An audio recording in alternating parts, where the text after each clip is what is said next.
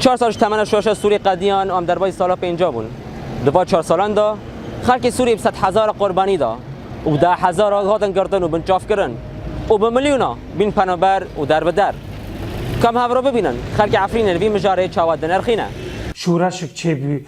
بهار که دست بکر بهارا گلان لی اما او بهارا زی بیزفستان جبرگ و نظام تشتگ و دخواست مساری و شورشه وگرنه به مسار که عسکری که خود مع الاسف شدید افروشي إيرو سوريا تردر بس براش قالك خرابة يعني جي أسافية في تخاذل دولي مجتمع دولي تدخلنا كيف خوينين الساكنين در سوريا ده مع الأسف الشديد يعني هيرو إجمالي كشتياج سبت 6,000 إنسان كهت يعني هذي معناها بالمجتمع الدولي يعني حتى هيرو ت جارسري غور خواستكي جواكي سوري نهاتي دينا او جارسريا ام دبينن بن مجاكيده ودريا كتاريدا حتى روجي هيرو داره والله بنريني ما يعني ما تقول بري في بشهر صار يعني شوراش داس بكر ما تقول يعني روشا ملات روشا سوريا بيشتي يعني باشتر بده يعني بر پیش هر انا برشون داره به مخابن يعني پشتی 4 سال شون داره يعني روش هر چی پیس بی يعني بس ملات ما پر ایشیا کاملات نما هجرت چه بو سيرو بسوريا نقول درفاد شغله لتركيا ده شغله الاوروبا ده شغله كوني ملات ما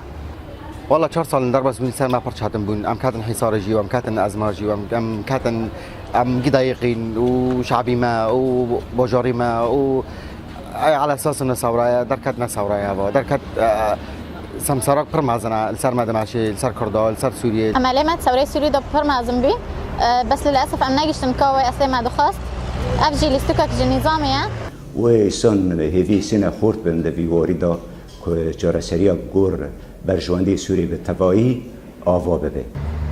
خدا نبیلی یعنی. پیشاروش سوریه. یعنی پیشاروش نه نظام زنه و نه اپوزیسیون زنه و نه کس زنه. دخوازن سلام و امان ام سوريا ديمقراطي دخوازن. أبر متفائل بهم بس نهانا. ان شاء الله عم متفائل ان شاء الله. بروستي ام بي متفائلنا. طبعا عمليه ما هي. عمليه ما خدنا به. وإن شاء الله مبسر كافنجي والله مرات تمر كي جرك في تفاعل جيانو بي بس وكيد بن لو كان دطماتر لغيمت يعني نبيلي يعني وقت مديد